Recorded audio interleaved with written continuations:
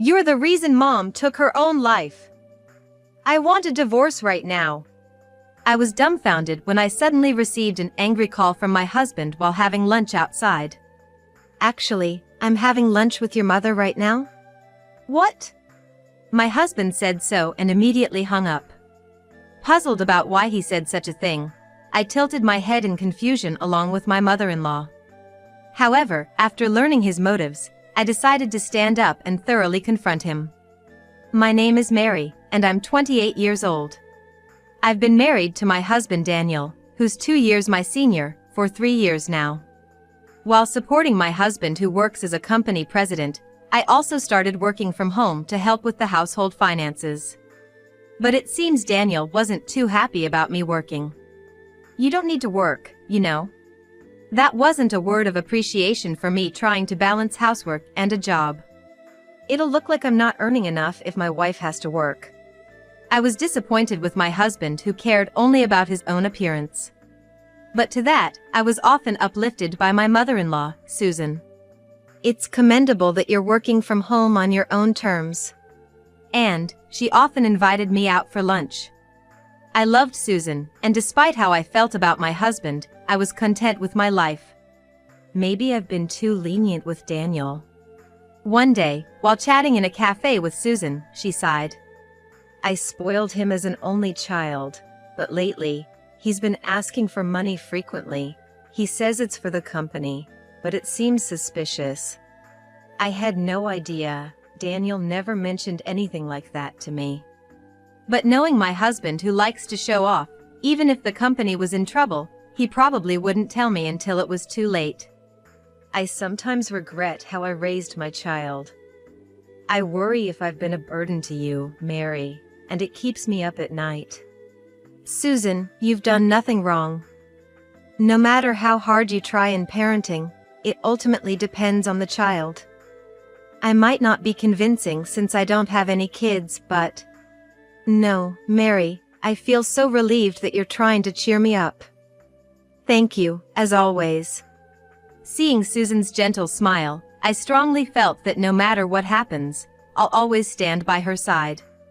Perhaps disliking my connection with Susan, my husband gradually started to harass me more. What's with today's lunch? Strawberry jam on a sandwich? What? Isn't it your favorite? I only accept blueberry jam. Strawberry is too common and poor-looking for my taste. Daniel came home, yelling, and threw the lunchbox into the trash can. How could you? That lunchbox is getting old too. Buy a new one, will you? As he stomped into his room, a sweet perfume scent wafted from him. Daniel, you've been wearing that scent a lot lately. However, when I cleaned his room, there was no perfume bottle, and I suspected it might be a woman's fragrance. And then, without any notice, he started coming home late more frequently. Hey, I put extra effort into dinner today and waited for you. Didn't you get my message? Yeah, I know. But no matter how hard you try, your cooking can't beat a one-star hotel's. What? Did you eat out on purpose? Daniel, you've been acting strange lately. What? Shut up. Move, you're in the way. He shouted, pushing me aside and walking to the bathroom. That's when I caught that perfume scent again. I don't want to think about it, but it's clearly a sign of cheating. I was restless, and soon Daniel even started badmouthing Susan. That old lady, she should just give me the money without lecturing. Acting all high and mighty. Look who's talking. How can you ask Susan for money? That's none of your business. He seemed irritated and kicked the trash can to intimidate me. And usually, wives and mother-in-laws don't get along. It's not supposed to be that way. But Susan is such a good person. I have no reason to dislike her. My husband clicked his tongue in annoyance at my response. Then, Daniel started badgering me about Susan. Mom was complaining about you again. Says she hates going out with you because you're an inconsiderate daughter-in-law. No way! Susan would never say that. Considering my relationship with Susan so far, I couldn't believe Daniel's words. You really are naive. Why would she reveal her true feelings to a daughter-in-law like you? She's just been tolerating you. Watching my husband's exasperated expression, I began to worry if it might be true. Moreover, he told me Susan didn't want to see me and asked me not to contact her. I intended to trust Susan, but I thought it best to lay low for a while. Oh, right. Mom asked me to give you something. What is it? But when I looked inside the box Daniel handed me, it was rotten and emitted a terrible smell. I grimaced. The expiration date on the back was a month old. They were perishables.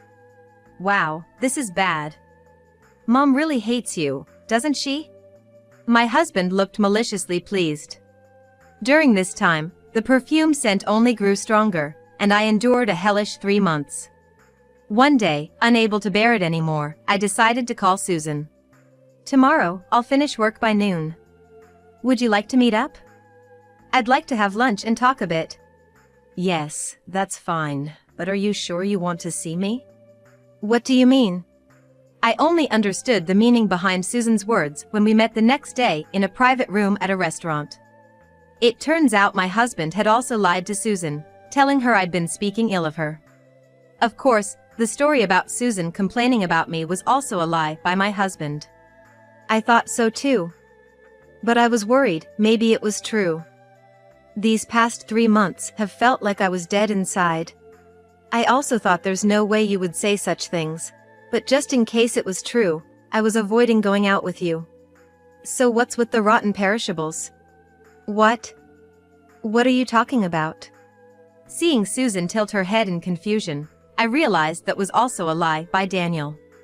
While Susan and I, feeling distrustful towards Daniel, were discussing our next steps over lunch, my phone rang.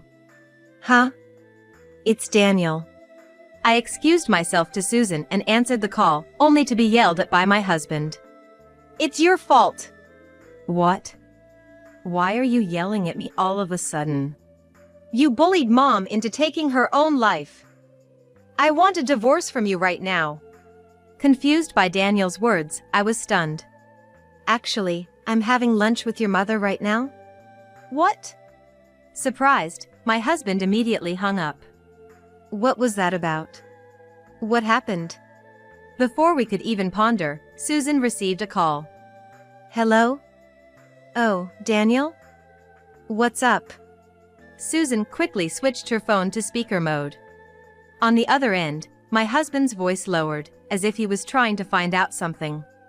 Mom, are you with someone right now?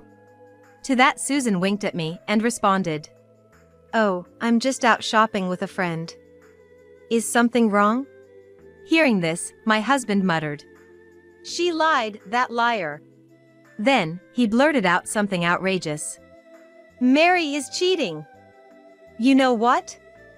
I'm divorcing her, so you must never trust her again. What? I gestured to Susan to keep talking. Quietly nodding, she pretended to be fooled and continued to draw out my husband's motives. Finally, the reason behind Daniel's suspicious behavior became clear. After ending the call with my husband, Susan's face looked devilish. I was filled with anger too. Susan, let's teach that man a lesson together. When I got home, my husband was already there. Oh, you're home early today. Yeah.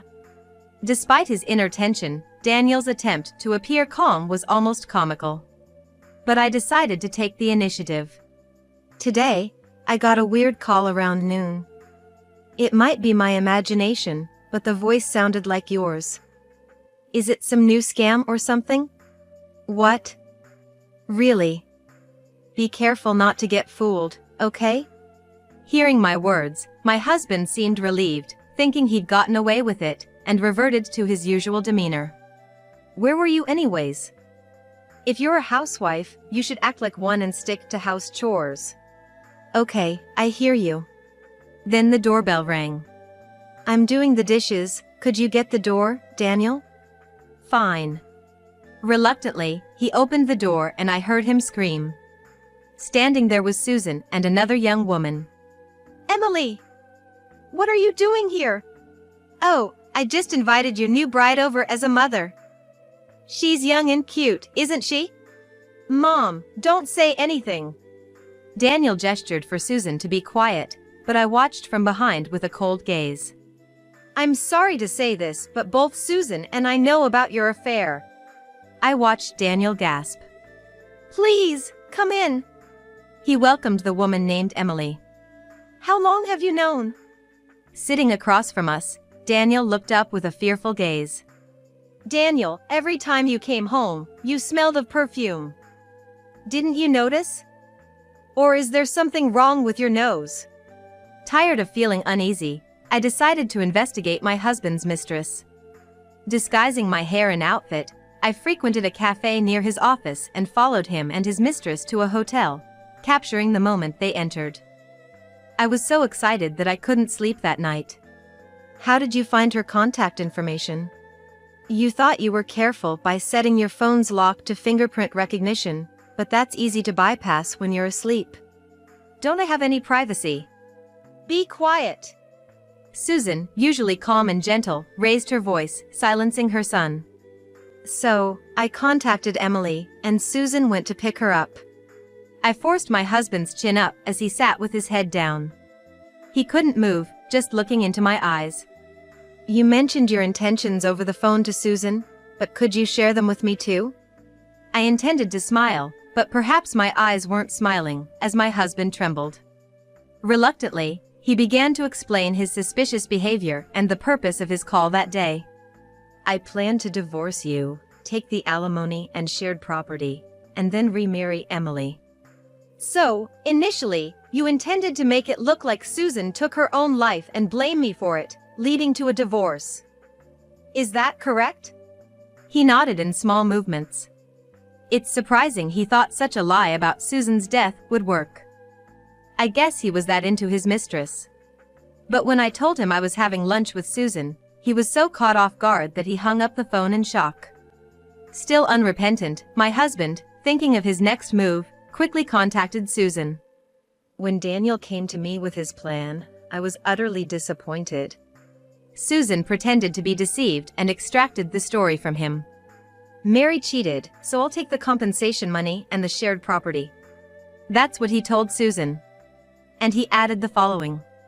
I've already found a new partner to marry as soon as we divorce.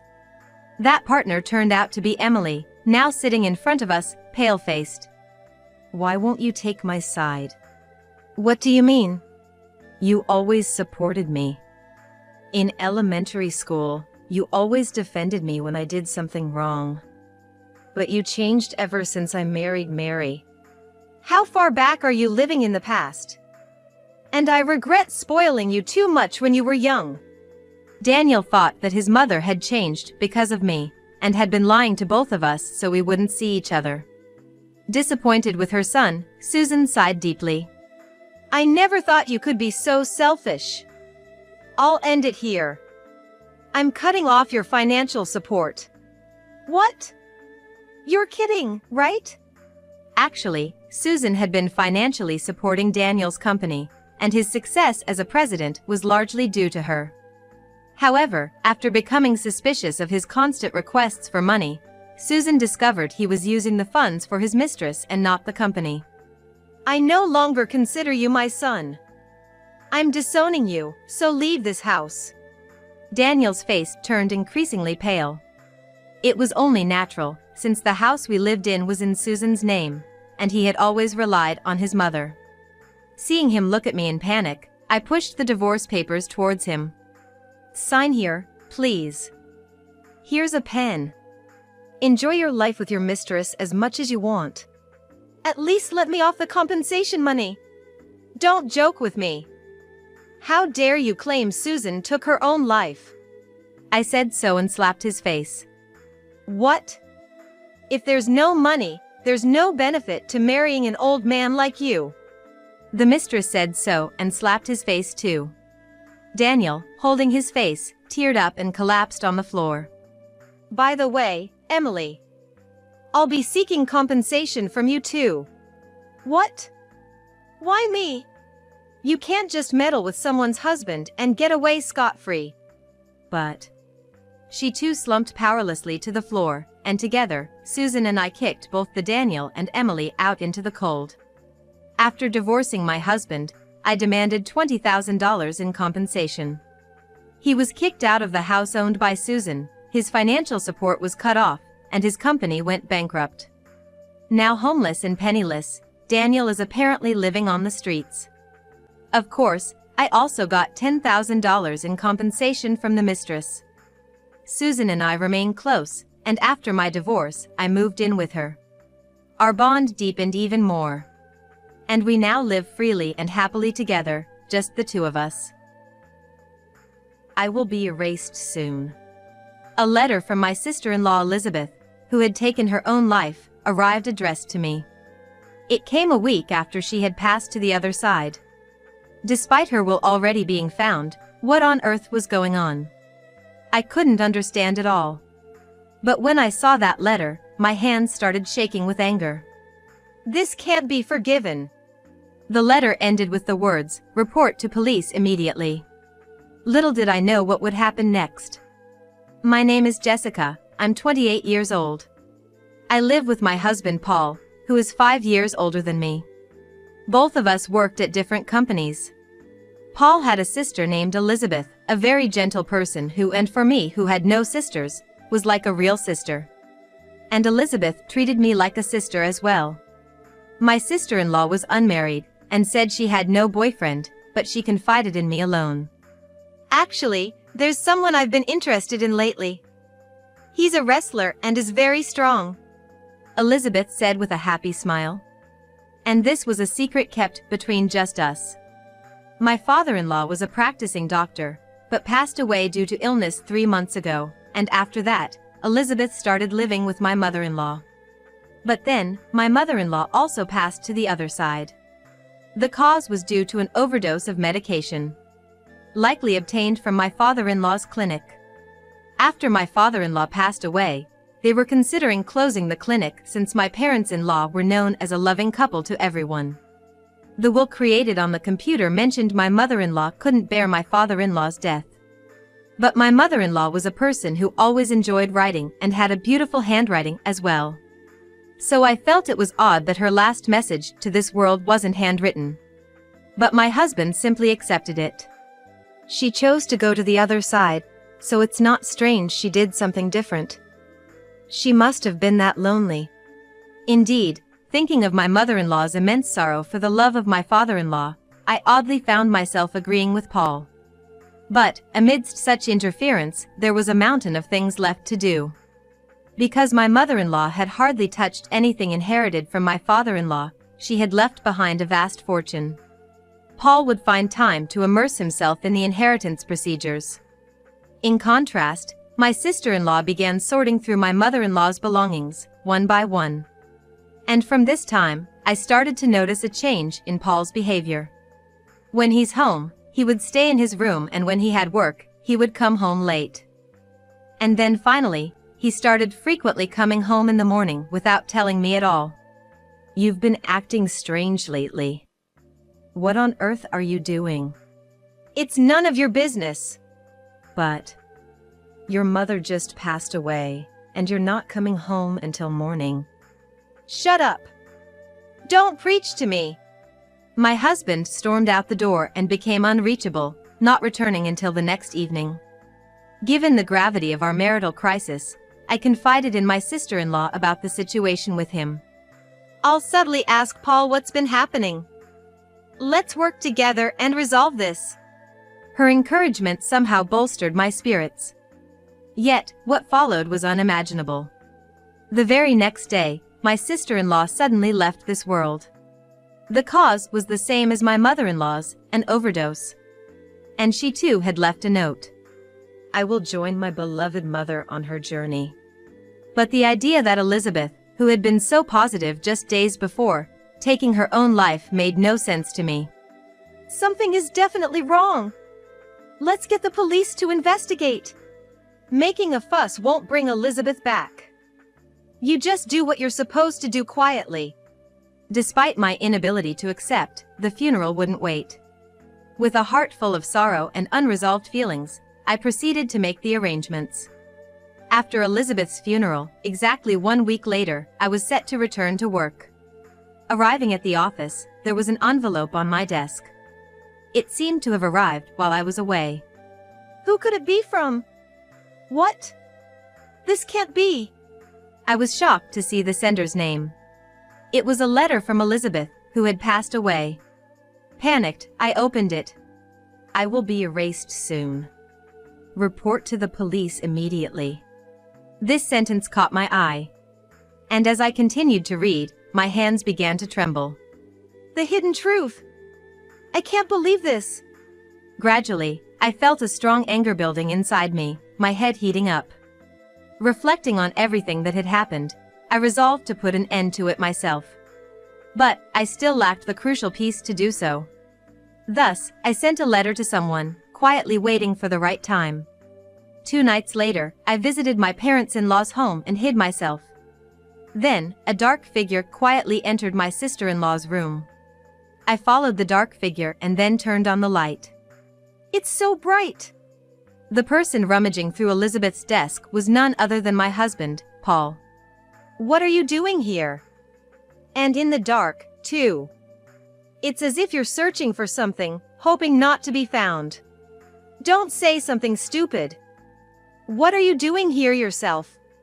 As if I was the one doing something wrong, he pointed his finger at me. Ignoring my husband, I pulled out something I had prepared from my bag. Did you happen to read this letter? It was a letter I had written, pretending to be my sister-in-law, addressed to myself to arrive at our house. It read, "Inside my desk, there is evidence of my brother's crime. Jessica, take this and report to the police." I had anticipated my quick-thinking husband would guess a letter from my sister-in-law contained something serious and would read it without permission. Seeing this, you came to destroy the evidence, but unfortunately, what's written here was a fake I created to lure you in. What are you talking about? I was just cleaning up. Really? Then can you say the same after seeing this? I took out the letter I had received from my sister-in-law a few days ago. Elizabeth knew you were responsible for sending your mother to the other side. That's why she pressured you to turn yourself in, right? But you took care of her too. Hearing these words, my husband instantly turned his face away. I pressed on, presenting the content of the letter to Paul. While sorting through things, Elizabeth found your mother's diary. It seems to say you jumped on some shady investment. So what? That's something I have no recollection of. Lies. It's all written here. I took out the diary my sister-in-law had enclosed in the letter. According to it, Paul had been pestering her to invest the family's fortune. Despite her refusals, he was persistent, causing her great distress.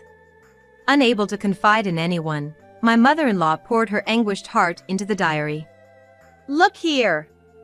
As long as I'm in my right mind, I'll never let the fortune my husband left to be used for such dubious purposes.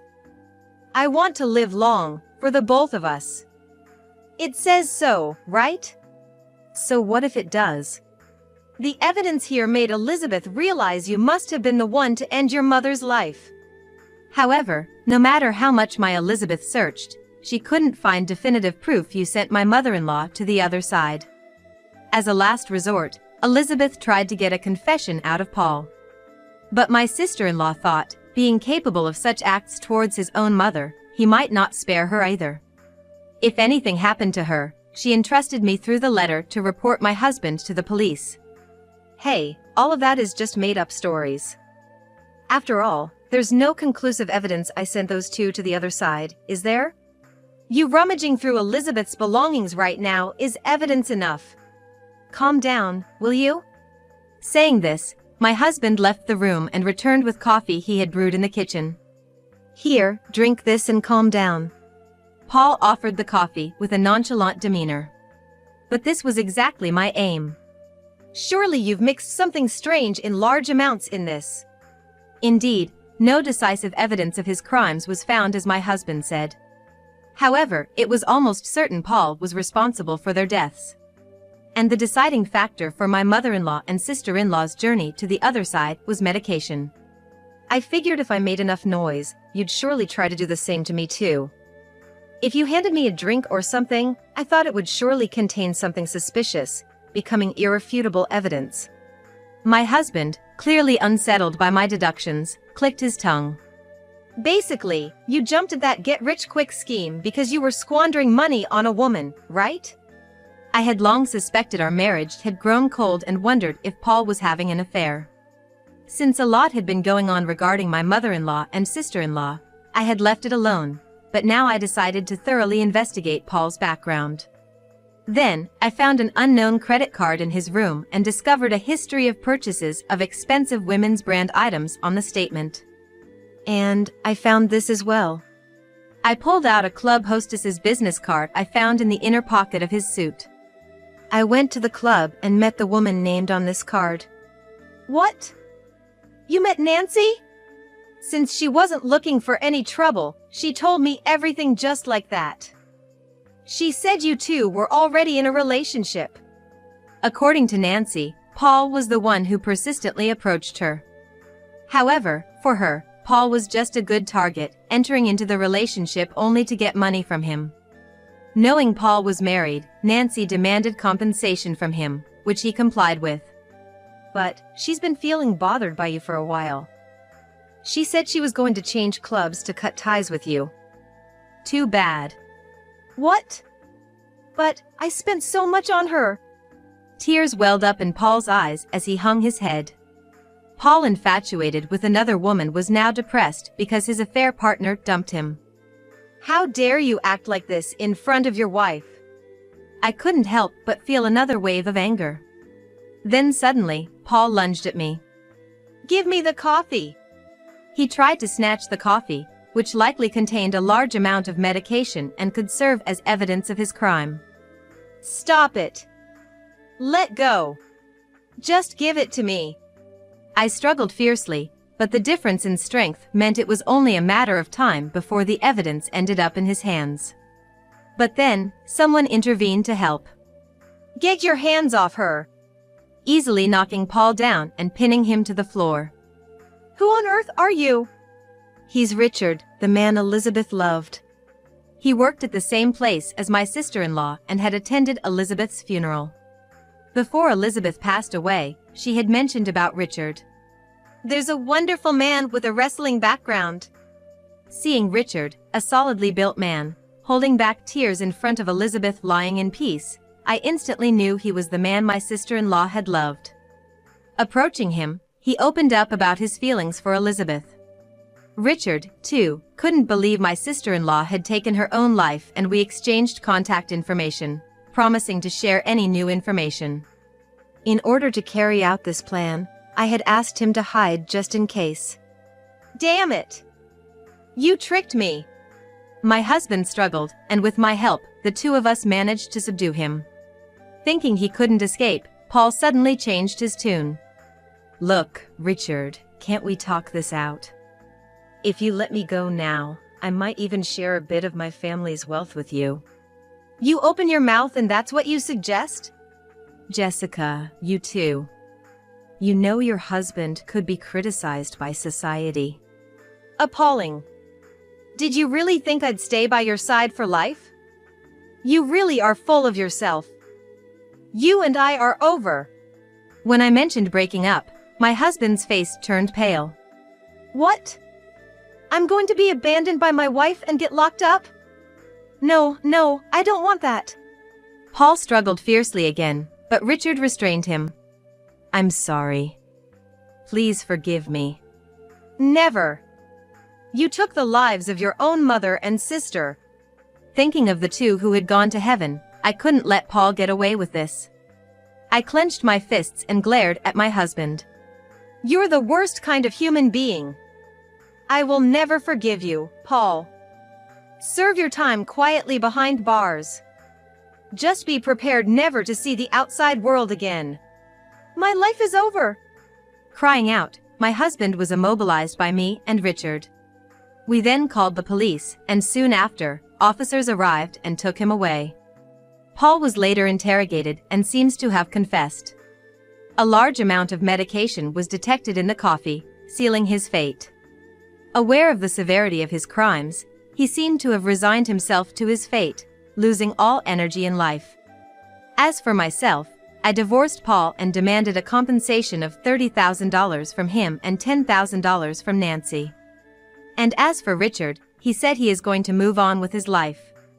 After all the procedures were completed, I moved to a new home, ready for a fresh start.